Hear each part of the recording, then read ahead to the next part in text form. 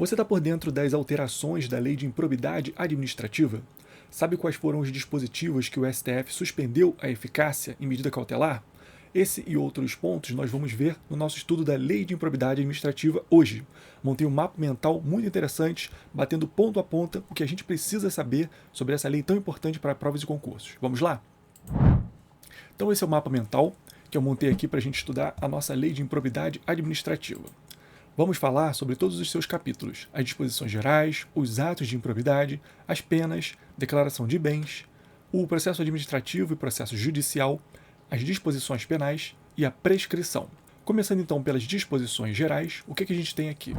Primeiro, as alterações da Lei de Improbidade Administrativa trouxeram a tipificação das condutas agora só dolosas. Antigamente, a gente tinha a possibilidade de conduta de improbidade administrativa culposa, mas hoje não temos mais. Toda conduta de improbidade administrativa tem que ser necessariamente dolosa. E elas estão dispostas e descritas nos artigos 9º, 10 e 11 da própria Lei de Improbidade Administrativa e nas leis especiais. Lembrar disso aqui. Temos improbidade administrativa em outras leis. Que leis são essas? Várias leis. Por exemplo, o Estatuto da Cidade. O Estatuto da Cidade prevê condutas de improbidade administrativa para o prefeito. Então, é bom dar uma olhada que temos improbidade administrativa em outras leis também. A Lei de Improbidade Administrativa prevê que a conduta tem que ser dolosa e não basta a voluntariedade do agente. Não basta a voluntariedade. Ela exige um dolo específico.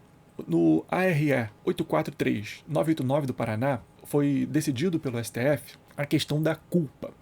Como a gente tinha a previsão de culpa anteriormente, a revogação dessa conduta culposa é irretroativa. Ou seja, se o sujeito cometeu uma conduta culposa de improbidade administrativa e foi condenado antes da Lei 14.230 de 2021, que alterou a Lei de improbidade administrativa, se ele já foi condenado, já teve trânsito em julgado, essa alteração legislativa é irretroativa, ou seja, ele não vai ter a sua condenação transitada em julgado anulada, não vai ter. Não se aplica aquela mesma lógica da lei penal. A lei penal mais benéfica retroage para beneficiar o réu. Aqui o STF entendeu que não vai retroagir. Mas se ele cometeu uma conduta culposa de improbidade administrativa e o seu processo não transitou em julgado ainda, aí sim se aplica a norma nova. Ou seja, ele não vai poder ser condenado por essa conduta culposa de improbidade administrativa e o juiz vai ter que analisar se havia conduta dolosa ali. Se ele estava sendo denunciado por uma conduta culposa de improbidade administrativa e o juiz entendeu, o Ministério Público também entendeu que não era só uma conduta culposa, tinha conduta dolosa ali também, ele pode ser condenado sim. Mas se era só uma conduta culposa, ele não pode ser condenado. Ou seja, essa norma vai se aplicar. Por quê? Porque não houve trânsito em julgado. Essa foi a decisão do STF quanto à irretroatividade da revogação da conduta culposa. A improbidade administrativa respeita os princípios do direito administrativo sancionador. Não são os princípios do direito penal, não, ok? São diferentes, não são todos os princípios do direito penal. Há uma divergência doutrinária aqui, se aplicaria os princípios do direito penal, mas a própria lei, a literalidade da lei, fala em princípios do direito administrativo sancionador. Exige-se o dolo contra o patrimônio. A improbidade administrativa é uma ofensa contra o patrimônio de ente público ou de ente privado que receba recurso público. Se for um ente privado que receba recurso público, o ressarcimento do ente público está limitado a esses recursos públicos aqui, ok? Não vai ser ressarcimento de tudo. Havia uma previsão na lei também, trazida pela Lei 14.230 de 2021, que a divergência interpretativa de lei não significava improbidade administrativa. É aquela velha história do chamado crime de hermenêutica. A alteração legislativa trouxe essa previsão de que a divergência interpretativa de lei não seria uma improbidade. O STF suspendeu essa norma na medida cautelar na ADI 7236. Então, essa norma está com eficácia suspensa. Os sujeitos da improbidade administrativa, quem pode ser? O agente público, em regra. Agente público, aqui, lato sensu, latíssimo sensu, ok? ainda que transitoriamente, ainda que ele seja um agente público transitoriamente, ainda que não tenha remuneração, aquele que exerce mandato, cargo, emprego, função, qualquer tipo de agente público mesmo, ok? Ainda que transitoriamente, sem remuneração e qualquer tipo de mandato, qualquer tipo de cargo, qualquer tipo de emprego, qualquer tipo de função. O particular responde? Responde sim, independentemente de ser pessoa física ou pessoa jurídica. Observação aqui: os sócios, cotistas, diretores e colaboradores da pessoa jurídica só respondem se eles tiverem participação naquele ato de improbidade administrativa e se eles tiveram benefícios diretos daquele ato de improbidade administrativa, ok? Também responde o particular que celebra convênio, contrato, termo de ajuste ou qualquer outro semelhante, ou seja, aquele particular que atua em colaboração com a administração pública. Ele também responde pela improbidade administrativa. E qualquer outro que induza ou concorra dolosamente para o ato de improbidade administrativa. Ele responde também pela improbidade, mas esse aqui só responde junto com o agente público ou com esse particular aqui que celebra convênio ou contrato, ou seja, pessoa física ou pessoa jurídica no exercício da atividade pública. Esse particular aqui que não faz parte da administração pública e nem está atuando em conjunto com a administração pública, só responde em conjunto com quem esteja atuando com a administração pública, seja um agente público ou um delegatário, concessionário, permissionário ou alguém que tenha um convênio com a administração, ok? A Lei 12.846, chamada Lei Anticorrupção de 2013, se aplica aos atos contra a administração pública também, assim como a improbidade administrativa.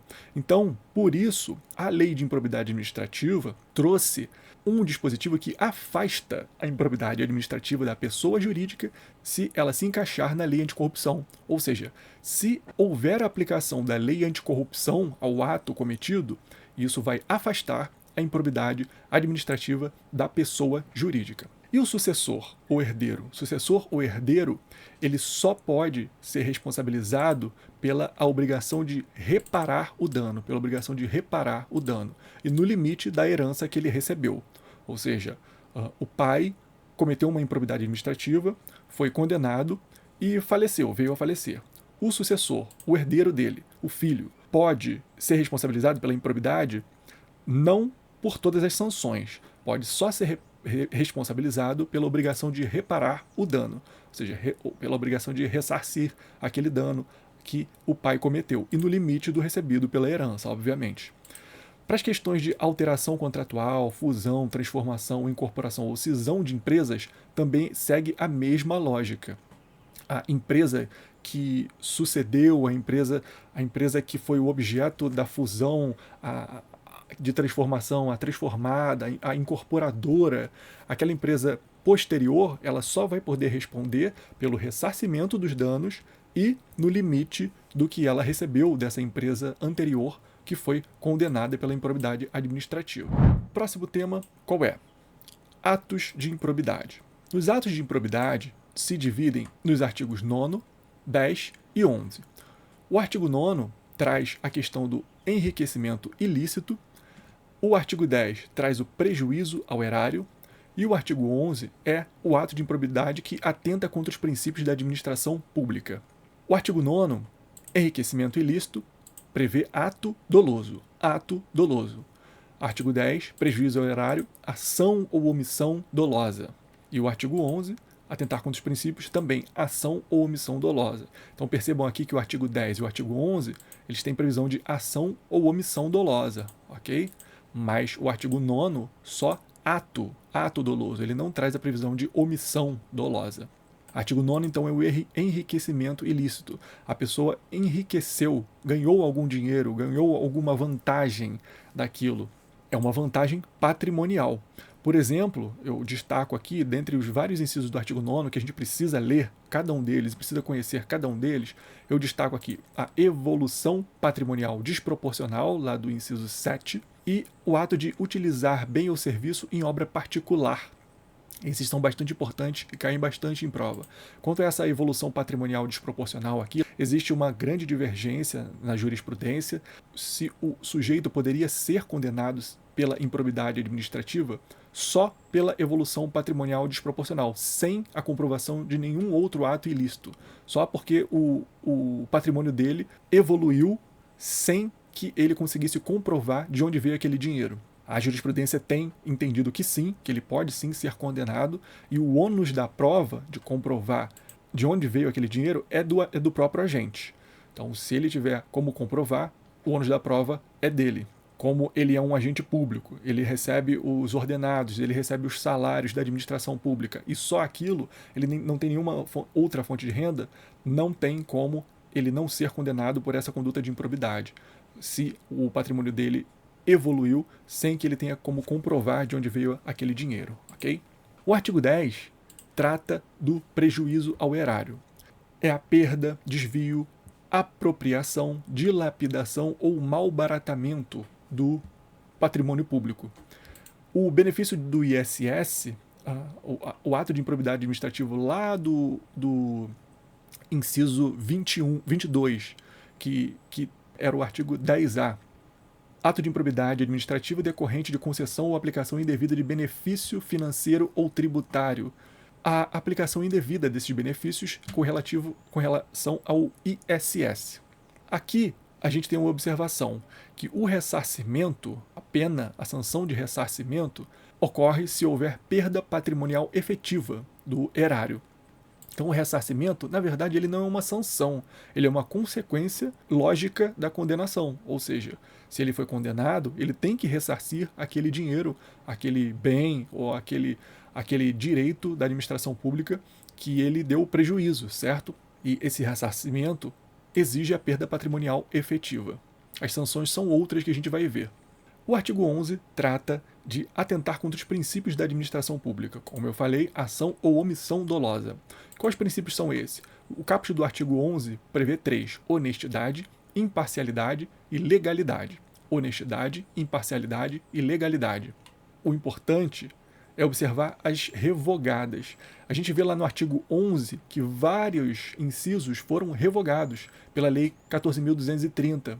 Por exemplo, o inciso 1, praticar ato visando fim proibido em lei ou regulamento ou diverso daquele previsto na regra de competência. Isso aqui foi revogado e está sendo cobrado em prova como ato que atenta contra os princípios, ato de improbidade administrativa. Ele não é mais um ato de improbidade administrativa, pois ocorreu essa revogação, ok? Então, quando vocês forem ler a lei de improbidade, atentem para os incisos que foram revogados desse artigo 11, porque eles estão sendo cobrados. Foi cobrado recentemente na prova do Tribunal de Justiça do Rio de Janeiro, que tem correção aqui, que eu fiz com o meu amigo Carlos. Depois dá uma olhada aqui nos vídeos do canal, vou deixar até aqui no card do vídeo, que tem uma correção que a gente fez da prova do TJ do Rio de 2023. Então observem os incisos revogados desse artigo 11. Deixar de prestar contas é um inciso bastante importante do artigo 11, está lá previsto no inciso 6, é o inciso 6 do artigo 11, deixar de prestar contas. Isso aqui é bastante cobrado nas provas. As provas normalmente trazem assim: deixar de prestar contas é um ato de improbidade? Nem sempre. Para ser um ato de improbidade, a ausência de prestação de contas precisa ter uma finalidade, e a finalidade é essa aqui, para ocultar irregularidade. Então, se o prefeito, por exemplo, deixou de prestar contas só porque esqueceu ou porque deu algum tipo de problema na administração, faltou o servidor, isso não é um ato de improbidade administrativa. Pode ser algum outro tipo de infração, mas não é um ato de improbidade administrativa. Para ser ato de improbidade, precisa comprovar essa finalidade aqui, para ocultar irregularidade. O nepotismo também é bastante importante, está previsto lá no inciso 11 agora. É o mesmo teor do que a gente tinha na súmula vinculante 13. Observar aqui que para o ato de nepotismo vai até o terceiro grau, parentesco de terceiro grau. A lesividade tem que ser relevante, não é qualquer ato contra qualquer princípio da administração pública, tem que ser uma lesividade relevante que vai ser analisada pelo juiz, e tem que ter a finalidade de obter proveito ou benefício indevido. Proveito ou benefício indevido. Na verdade, esse é um requisito de todas as improbidades. Tanto do artigo 9º, artigo 10, artigo 11 das leis especiais, todos os atos de improbidade têm que ter esse fim de obter proveito ou benefício indevido. A própria lei de improbidade prevê isso. Existe uma divergência aqui se essa alteração da lei de improbidade pela lei 14.230 seria a nova lei de improbidade, chamada nova lei de improbidade, ou não. E aí, é uma nova lei de improbidade ou não? Tecnicamente, não. Não é. Parte da doutrina até aponta isso com bastante certeza e legitimidade. Por quê? Porque é a mesma lei, é a 8429 de 92. Essas alterações que ocorreram pela Lei 14.230 foram uma alteração legislativa como outra qualquer. O CDC é alterado toda hora e ninguém chama o CDC de novo CDC. Por que chamaríamos a lei de improbidade da nova lei de improbidade administrativa? Por outro lado, uma outra corrente doutrinária defende que as alterações da lei de improbidade foram numa estrutura tão grande, tão profunda e tão intensa que não dá para dizer que é aquela mesma lei, com aquela mesma lógica da lei de improbidade de 92. Não é.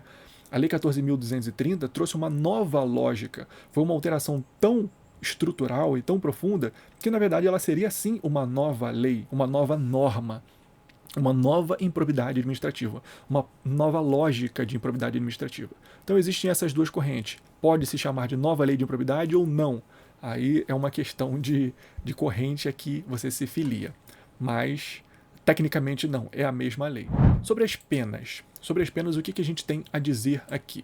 A gente tem penas para a conduta de enriquecimento ilícito, penas para o dano erário e penas para atentar contra os princípios. A que mais foi modificada pela Lei 14.230 foi essa aqui, de atentar contra os princípios. A gente vai ver. Quanto ao enriquecimento ilícito, quais são as penas?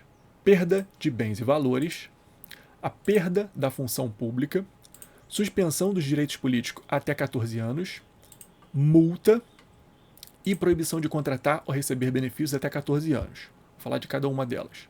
Perda de bens e valores é perder aqueles bens e valores que ele adquiriu ilicitamente, certo? Se ele conseguiu um carro com enriquecimento ilícito, ele desviou o dinheiro da administração pública e comprou um carro. Ele vai perder esse carro que ele comprou com aquele dinheiro. Perda da função. Aqui tem um problema. Qual função? A função pública que ele exerce, certo? E se ele cometeu uma improbidade administrativa quando era médico do município e passou no concurso para auditor fiscal do município depois e foi condenado pela improbidade administrativa depois, já exercendo esse cargo de auditor fiscal do município, mas por uma conduta que ele cometeu lá quando ele era médico do município. Ele vai perder o cargo novo? Há uma divergência doutrinária que a Lei 14.230 trazia essa previsão, mas foi suspensa pela medida cautelar na ADI 7236. ADI 7236. Essa mesma medida cautelar que trouxe várias suspensões pelo STF. O STF vai julgar isso, vai julgar essa questão na ADI 7236, mas a medida cautelar suspende a eficácia dessas normas. Então, quanto à perda da função, ele vai perder a função, mas a extensão disso, a norma de extensão disso, até qual função ele perde, é uma norma que está com eficácia suspensa. Suspensão dos direitos políticos, ele vai ter a suspensão dos direitos políticos por até 14 anos, então não são 14 anos, são até 14 anos. A multa deve ser equivalente ao acréscimo patrimonial, ele enriqueceu ilicitamente, certo? Então a multa que ele tomar aqui vai ter que ser equivalente ao acréscimo patrimonial que ele teve. E deverá ser até o dobro, pode ser até o dobro, de acordo com a situação econômica do réu. Ele tem uma situação econômica muito abastada, ele ficou muito rico, ele é muito rico. E essa multa aqui não vai fazer nem cosquinha, não vai ter diferença nenhuma para o patrimônio dele. Então o juiz pode aplicar essa multa até o dobro, pois é uma sanção, isso aqui não é um ressarcimento, isso é uma multa, é uma punição. E a proibição de contratar ou receber benefício por até 14 anos também. Okay? Quanto ao dano ao erário, conduta de dano ao erário, também perde bens e valores, perda de bens e valores, ou valores, né? Perda da função pública, mesma situação. Qual função? Suspensa pela medida cautelar ADI 7236. Suspensão dos direitos políticos por até 12 anos. A multa deve ser equivalente ao dano, ou seja, ele deu um dano ao erário. Então a multa será equivalente ao dano. Mesma situação, de acordo com a situação econômica do réu, pode ser aumentada até o dobro. E proibição de contratar ou benefícios por até 12 anos também. 12 anos. Então, 14 anos para enriquecimento ilícito, 12 anos para dano ao erário. E para atentar contra os princípios? Aqui é importante.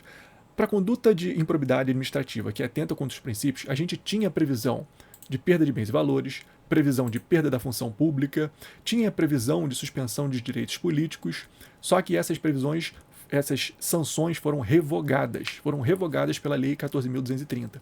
Atualmente, a gente só tem a multa e a proibição de contratar e receber benefícios.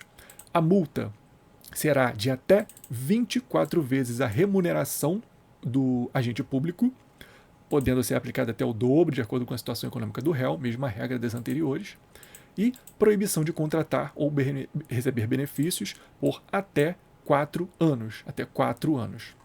Certo? Então, essas são as duas únicas punições, duas únicas sanções para o ato de atentar contra os princípios. Se você quiser tirar um print, isso aqui é bastante importante para analisar e para revisar antes da prova. Mas eu vou deixar esse mapa mental aí para vocês, depois baixem, que isso aqui é bom ter, é legal ter. O mapa eu acho que ficou bem legal, deu bastante trabalho, mas ficou bem legal. As observações quanto às penas, o que a gente tem aqui?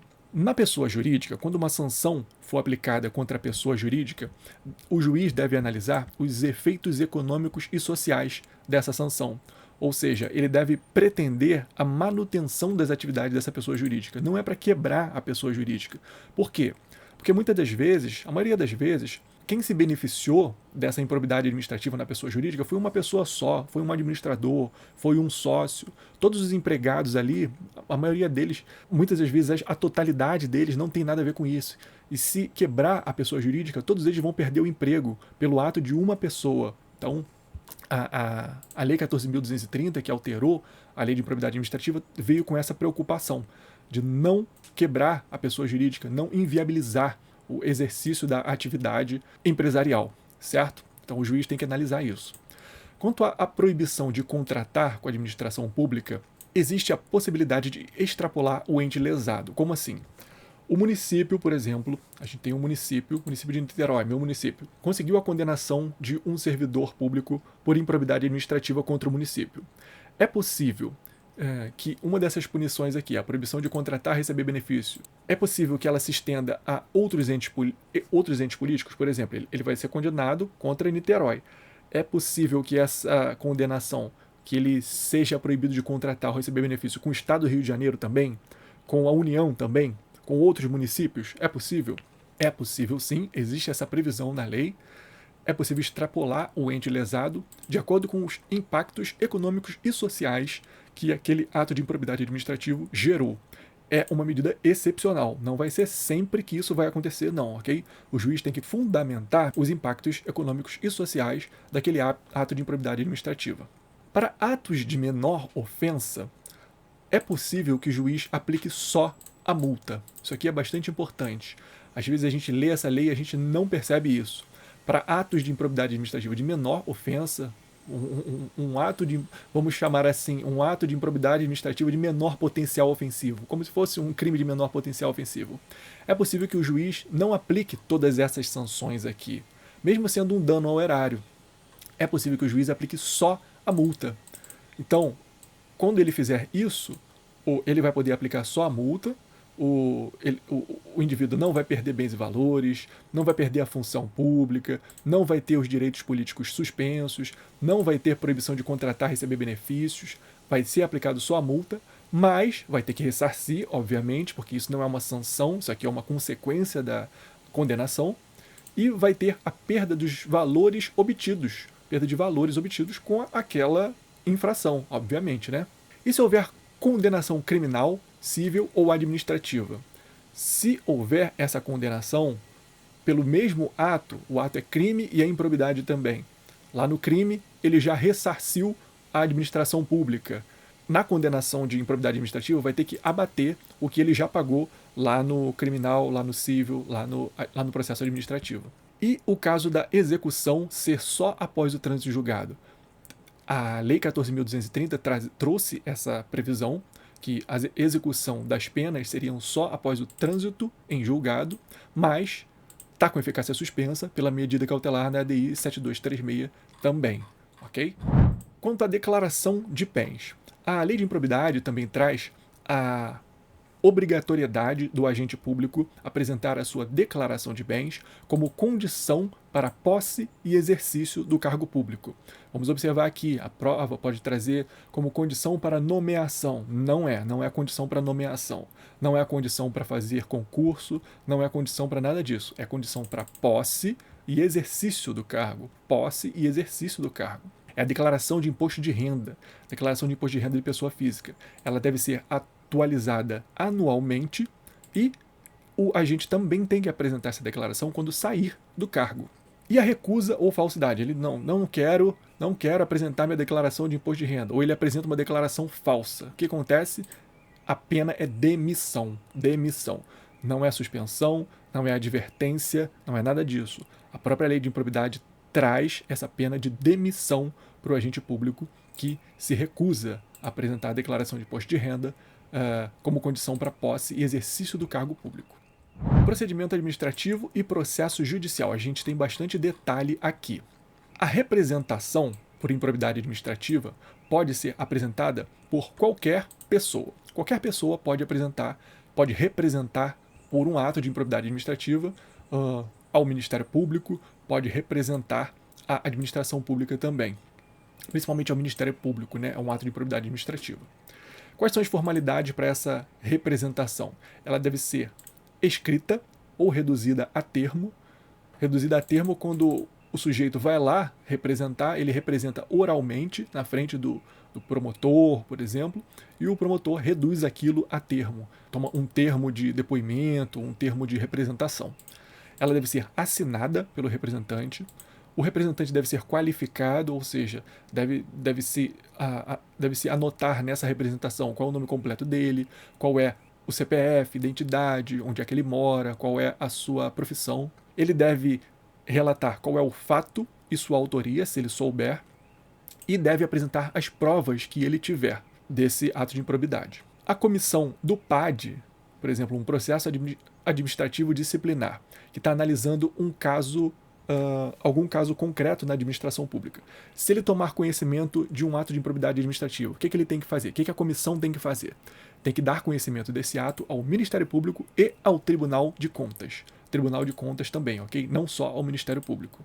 A gente tem alguns detalhes bastante importantes aqui também sobre a indisponibilidade de bens. Isso aqui cai direto em prova, é um dos pontos mais importantes dessa lei. Quanto à indisponibilidade de bens, o que a gente tem aqui então? É possível a decretação de indisponibilidade de bens tanto antecedente quanto incidente. Antecedente antes do processo, antes da ação de improbidade, incidente dentro da própria ação de improbidade, ok? Independe de representação, então, para a indisponibilidade de bens, não precisa ter representação. Pode ser um pedido do próprio Ministério Público sem representação. Quais são os requisitos para a indisponibilidade de bens? Um requisito desses dois aqui, esses dois aqui são alternativos, ou um ou outro, risco ao resultado útil do processo ou perigo de dano irreparável, ao resultado útil do processo ou perigo de dano irreparável. Tem que ter esse requisito aqui também, probabilidade dos atos terem ocorrido e a oitiva do réu em 5 dias. Tem que ter oitiva do réu em 5 dias, salvo se o juiz autorizar essa indisponibilidade liminar.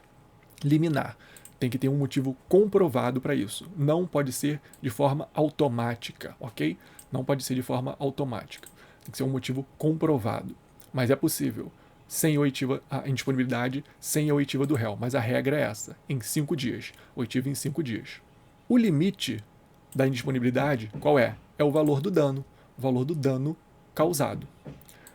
É possível substituição, ou seja, o juiz decretou indisponibilidade de bens e decidiu pelo congelamento, entre aspas, assim, o congelamento da conta bancária que tinha aquele valor lá do indivíduo, do sujeito da improbidade administrativa.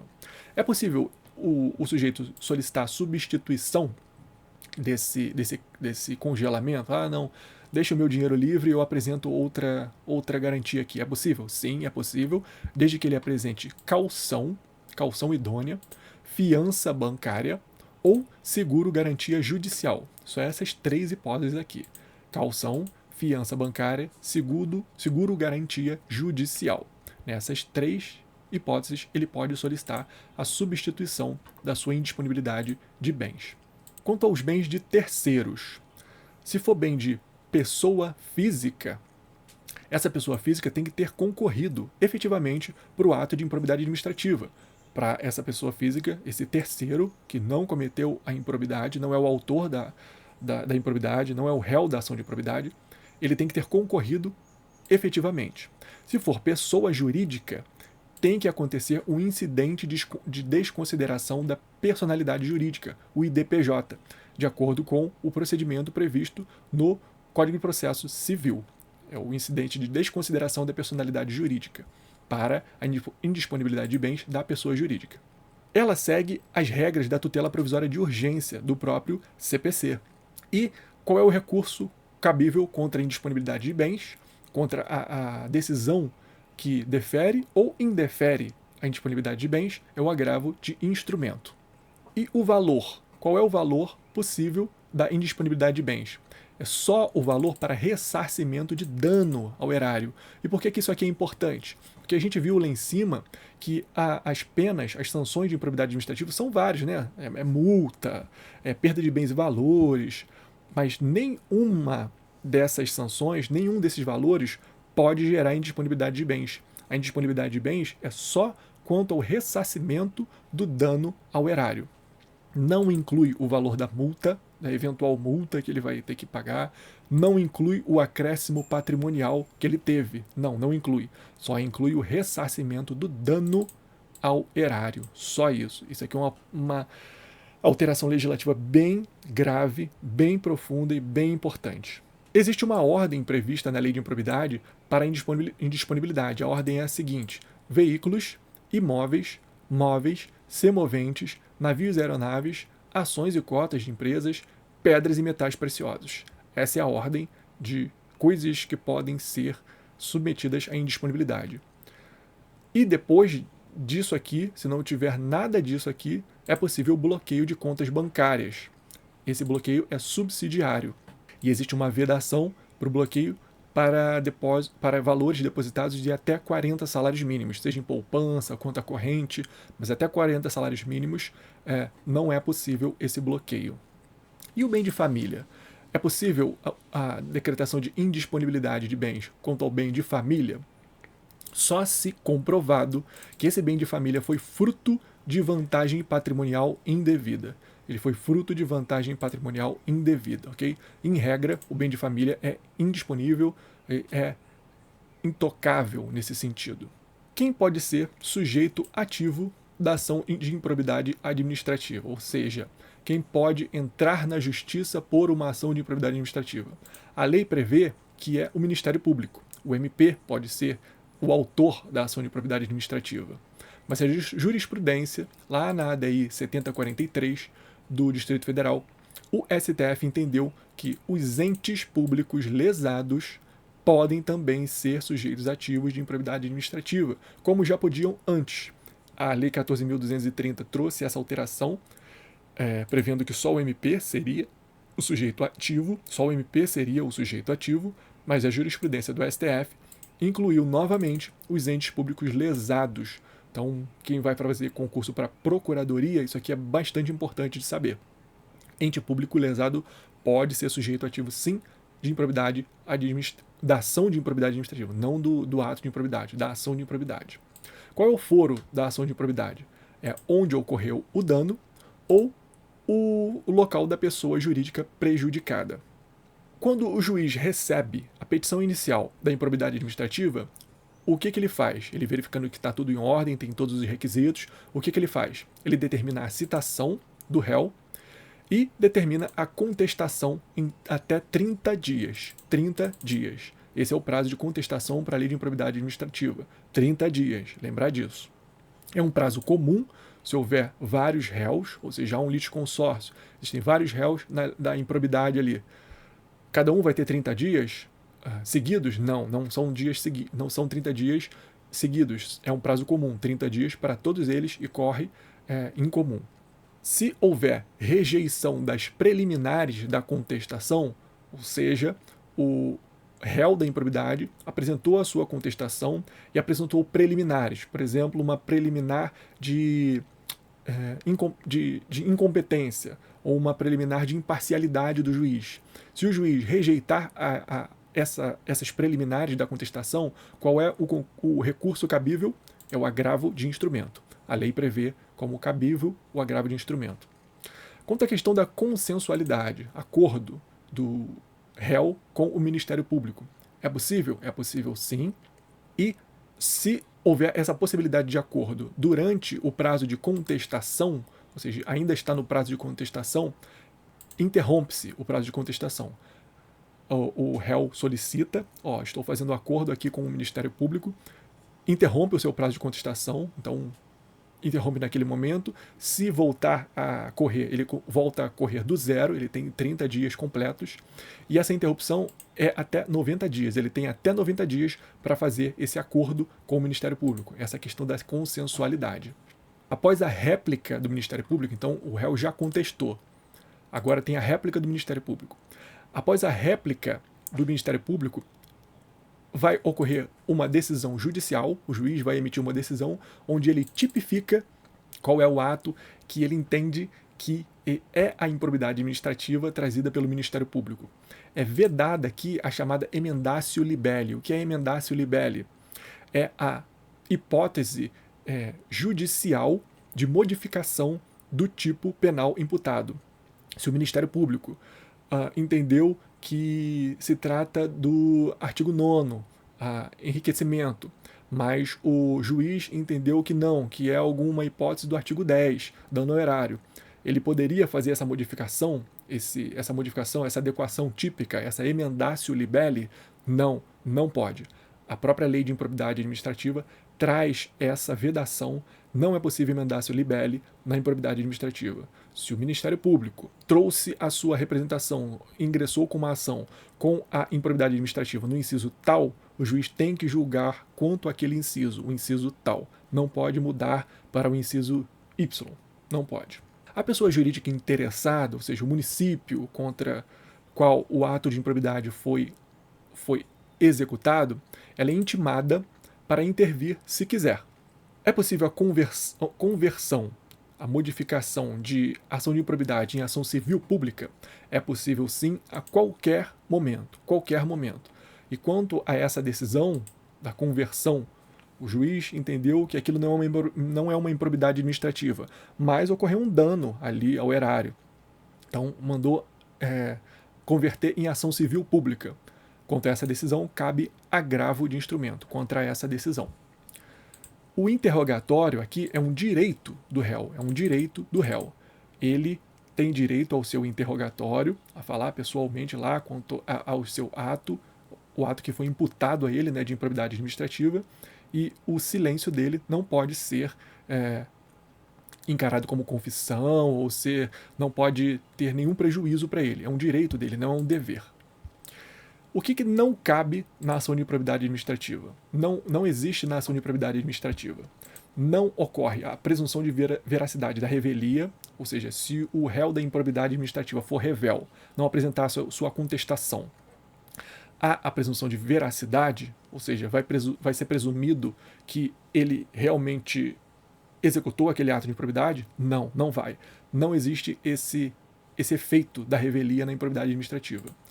O ônus da prova ao réu também não existe. O ônus da prova é sempre do acusador, será do Ministério Público ou do ente público lesado, quem entrou com aquela ação de improbidade. Não é possível transferir o ônus da prova de improbidade administrativa ao réu. É por isso que existe a divergência doutrinária quanto àquele inciso 7 lá que eu falei para vocês. Vou mostrar de novo. O inciso 7. A vantagem patrimonial lá do artigo 9º, enriquecimento ilícito. O cara enriqueceu ilicitamente, ele teve uma evolução patrimonial desproporcional ao salário que ele recebe da administração pública, o seu subsídio, não comprovou nenhum tipo de renda, nenhum tipo de origem daquele patrimônio.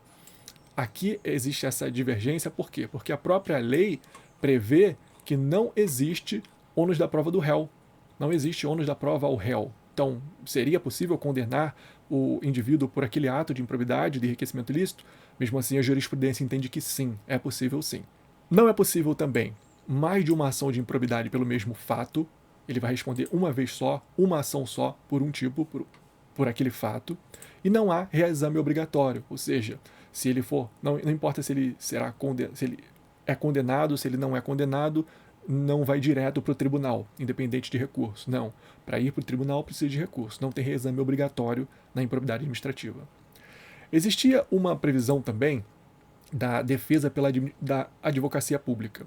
Existia uma previsão de que, se o indivíduo fosse acusado de um ato de improbidade administrativa, de um fato que ele cometeu, mas estava baseado num parecer do advogado público daquele ente, esse indivíduo teria direito subjetivo, seria direito dele à defesa pela advocacia pública do ente.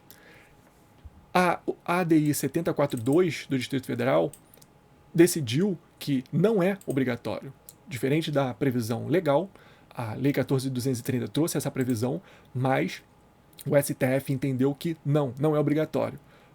A advocacia pública vai ter que analisar aquele fato e vai ter que analisar se existe interesse público na defesa do réu da improbidade administrativa.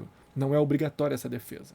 E aqui a gente começa a falar sobre o Acordo de Não Persecução Cível, o ANPC, que o Ministério Público faz com o réu da improbidade administrativa. Para ocorrer o Acordo de Não Persecução Cível, exige a lei resultados mínimos, que são o integral ressarcimento, ele tem que ressarcir integralmente o valor ao ferido, reversão da vantagem indevida, a vantagem indevida que ele teve, ele tem que devolver, e tem requisitos cumulativos. Quais são os requisitos? Tem que ocorrer esses 3 requisitos aqui. Oitiva do ente lesado, seja o município lesado, o estado lesado, a União, ou ao órgão particular que recebe verbas públicas. Aprovação pelo órgão do MP em até 60 dias, se foi anterior à ação, ou seja, se o Ministério Público firmou um acordo de não persecução civil antes de ingressar com a ação civil pública, esse acordo tem que ser analisado pelo órgão do Ministério Público responsável por analisar as denúncias, por analisar o órgão de recursos do Ministério Público, né? Vai ter que analisar isso em até 60 dias, se foi anterior à ação. Se já foi no meio da ação civil pública, aí não precisa. O órgão do Ministério Público não precisa analisar isso. E o terceiro requisito é a homologação judicial. O juiz vai ter que homologar esse ANPC sempre, seja ele anterior à ação, como no caso de cima, ou posterior à ação. Em qualquer caso, o juiz vai ter que homologar o acordo de não persecução civil. Existe a oitiva do Tribunal de Contas para o acordo de não persecução civil. A Lei 14.230 trouxe essa previsão também, só que a medida cautelar, na ADI 7236, suspendeu essa eficácia. Então, essa regra aqui também está com eficácia suspensa. E em que momentos pode ser oferecido o acordo de não persecução civil? Tanto na investigação, quanto no curso da ação de improbidade, quanto na sua execução da sentença, depois de transitado em julgado. Então, em todos os momentos, nesses 3 momentos, é possível o ANPC. E o descumprimento do acordo, o que acontece?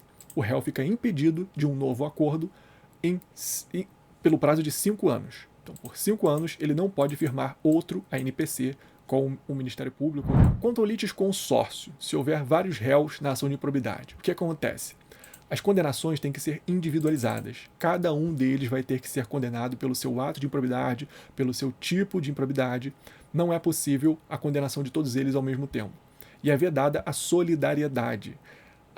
Lembra do ressarcimento, da multa, daquelas sanções pecuniárias? Não é possível condenar todos eles pelo valor total. Cada um deles tem que ser condenado pela fração que teve benefício ou pela fração que deu prejuízo.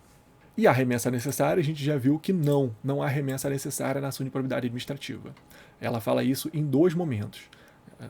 Existe essa norma 2 vezes na lei de improbidade. A ação de improbidade tem natureza repressiva e sancionatória. A própria lei traz essa natureza. É uma ação de natureza repressiva e sancionatória. Não é uma ação civil. Não é uma ação civil. Isso é bastante importante, porque antes dessa alteração da 14.230, existia a noção de que a lei de improbidade era uma espécie de ação civil pública. Mas, com a Lei 14.230, há essa previsão de que a lei de improbidade não tem natureza de ação civil. Logo, pela literalidade da lei, pela literalidade da 8429 com a alteração da 14.230, a ação de improbidade administrativa não tem natureza de ação civil. Não pode ser chamada de ação civil pública. Mas a doutrina continua chamando de ação civil pública. Para peças de concurso público, por exemplo, vai fazer uma peça para alguma prova de advocacia pública. Se cair uma ação de improbidade, a maioria dos cursos está orientando a fazer, sim, uma ação civil pública por ato de improbidade administrativa. Mas, literalmente, se cair essa questão aqui, literal no concurso público, é para dizer que não constitui ação civil. A ação de improbidade não é ação civil, ok? Quanto à liquidação do dano e cumprimento de sentença, quem vai promover a liquidação do dano e cumprimento de sentença? A lei de improbidade prevê que a pessoa jurídica prejudicada promove essa liquidação do dano e o cumprimento de sentença. Só que, se houver a sua inércia por mais de 6 meses, o Ministério Público mesmo promove essa liquidação e esse cumprimento de sentença. É possível parcelamento da condenação? É possível, sim, em até 48 vezes, 48 meses, com correção monetária, obviamente, se ficar comprovada a incapacidade financeira do réu de arcar com aquela punição, com aquela sanção de uma vez só. Ele tem que comprovar isso aqui. É um benefício que o juiz pode conceder. É possível a unificação de sanções? É possível sim, se ele foi condenado a mais de um ato de improbidade administrativa, é possível essa unificação, a requerimento do réu. O réu mesmo pode requerer essa unificação de sanções. Se as improbidades foi continuidade, uma foi continuidade da outra, o juiz pode aplicar a maior mais um terço, a maior mais um terço, ou a soma, o que for mais benéfico. É aquela mesma regra lá do Código Penal, lembra? A regra da exasperação. Então, ele aplica ou a maior pena mais um terço, ou aplica a soma delas, o que for mais benéfico ao réu. Se forem novos atos, não foi continuidade da improbidade, foram atos diferentes e sem continuidade um com o outro. Ele aplicará a soma para essa unificação, observando que existe um limite máximo para a suspensão dos direitos políticos e proibição de contratar e receber benefícios. Lembra lá que a gente tem suspensão de direitos políticos e proibição de contratar, ou até 14 anos, ou até 12 anos, ou até 4 anos, dependendo do ato de improbidade, qual é a espécie do ato de improbidade. Então, deve observar o juiz que o limite máximo nessa unificação será de 20 anos. 20 anos. Isso aqui já caiu em prova e eu já errei isso aqui. Lá no TJ de São Paulo. Isso aqui já caiu e eu já errei. Não, foi no do Paraná. TJ do Paraná. Caiu essa questão aqui. O limite máximo de unificação de sanções. 20 anos, ok? Para suspensão de direitos políticos e proibição de contratar ou receber benefícios. 20 anos. Vamos lembrar disso. Então, essas são as observações com a ação de improbidade administrativa. E agora vamos ver as disposições penais da lei de improbidade. A lei traz o crime de representação caluniosa, ou seja, alguém que representa uma improbidade administrativa sabendo que não ocorreu aquela improbidade, que aquela é uma representação falsa. A pena para esse crime é de detenção de 6 a 10 meses, mais indenização por danos materiais, morais, danos à imagem dessa pessoa contra quem foi apresentada a representação caluniosa, a representação falsa. A perda da função e a suspensão dos direitos políticos só pode ser aplicada com trânsito em julgado. Lembra que a gente tinha anterior lá uma norma que está com a suspensão, está com a eficácia suspensa? Sim, aquela norma lá, ela previa que todas as sanções de improbidade administrativa só podem ser aplicadas com trânsito julgado. Aquela norma está com eficácia suspensa, mas essa aqui não, essa aqui está valendo. A perda de função pública e suspensão dos direitos políticos, essas duas sanções, essas duas penas, perda de função, suspensão dos direitos políticos, só podem ser aplicadas com o trânsito em julgado da ação de improbidade. Ok? Não pode ser aplicada antes. Mas, mesmo que não possa a perda da função pública, o agente público pode ser afastado do cargo provisoriamente. ele não vai perder a remuneração, ele é afastado para proteger a administração, para que ele não continue exercendo aquele ato de improbidade, ou para que ele não destrua provas, mas ele é afastado do cargo com a remuneração dele. E esse afastamento é de até 90 dias, podendo ser prorrogados uma vez por até igual período. 90, então, no máximo 90 mais 90 dias. As sanções independem do dano ou da aprovação ou rejeição de contas. Como assim? Para a pessoa ser sancionada por improbidade administrativa, não é necessário que ocorra sempre um dano da administração pública. Não é. Salvo o ressarcimento e o artigo 10. Ou seja, para ocorrer ressarcimento, ele tem que ressarcir alguma coisa que teve dano, né? Então, o dano é necessário para a sanção para o ressarcimento, não é uma sanção, é uma consequência. É necessário para o ressarcimento. E para o artigo 10, que é para o ato de improbidade administrativa que causa dano ao erário. E independe também da aprovação ou rejeição de contas. Não é necessário esperar o Tribunal de Contas autorizar as contas ou rejeitar as contas. Isso não tem nada a ver. Aprovação e rejeição de contas não tem nada a ver com a improbidade administrativa, ok? As sanções independem de dano ou de aprovação de rejeição de contas. Os efeitos da sentença civil e penal só se aplicam à improbidade nos seguintes casos: inexistência de conduta e negativa de autoria. Inexistência de conduta e negativa de autoria.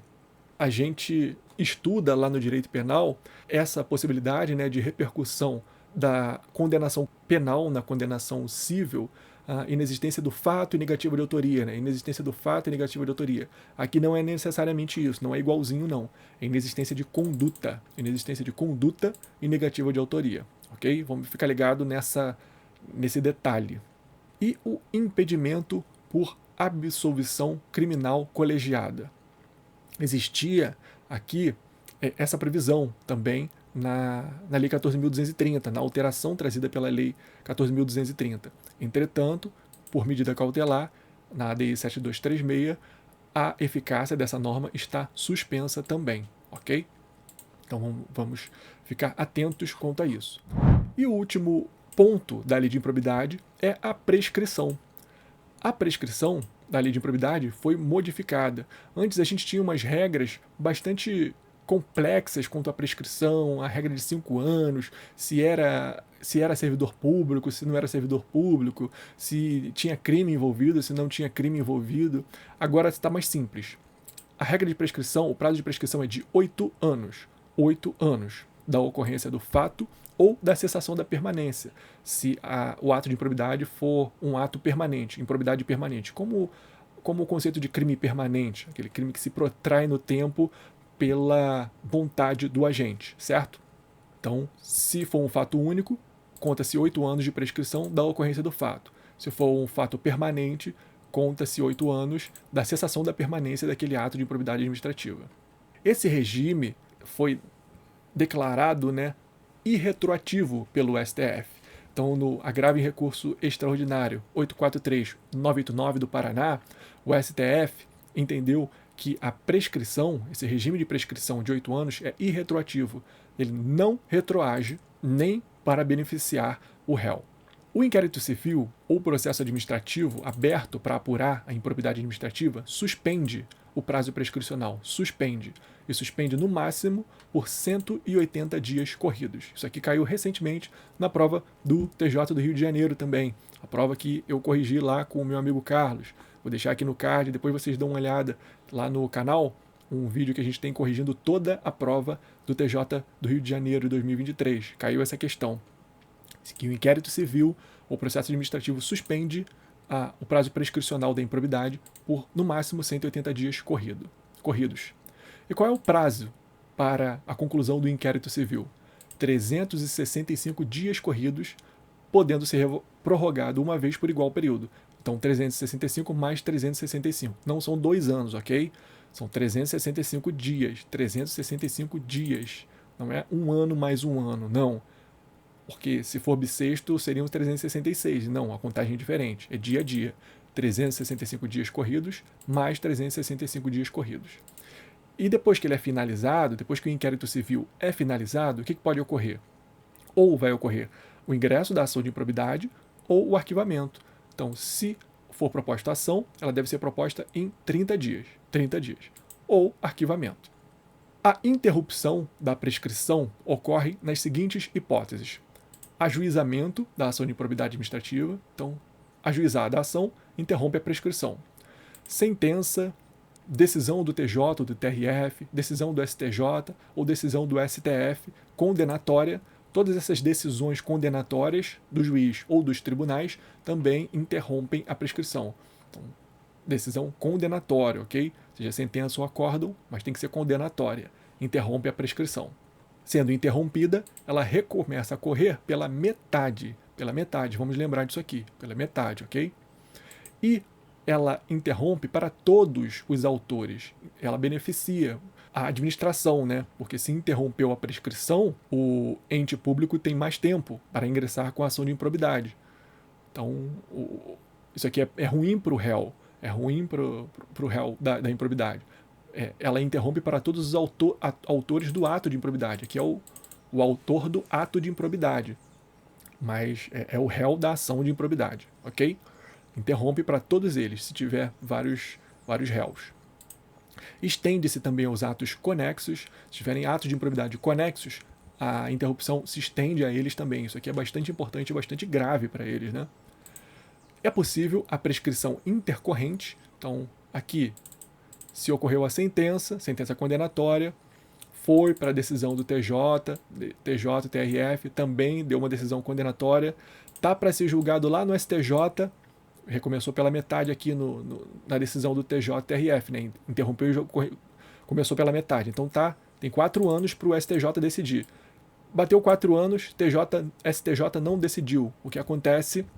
Prescrição intercorrente. É possível. A lei traz a previsão de prescrição intercorrente na ação de improbidade. Então, se entre essas decisões aqui, interrompeu, recomeçou por 4 anos. Interrompeu, recomeçou por 4 anos. Interrompeu, recomeçou por 4 anos. Interrompeu.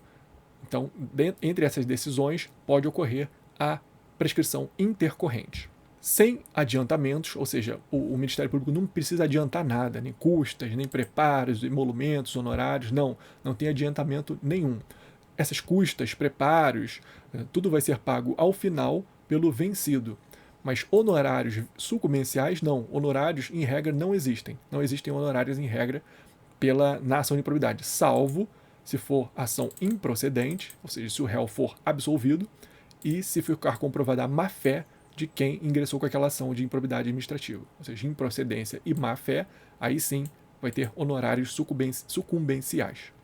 E nos atos contra os partidos políticos? Existia uma norma também trazida pela Lei 14.230, que os atos contra os partidos políticos também teriam um tratamento diferenciado, mas essa norma está suspensa pela ADI 7236. ADI 7236, essa é a última norma suspensa da nossa lei de improbidade.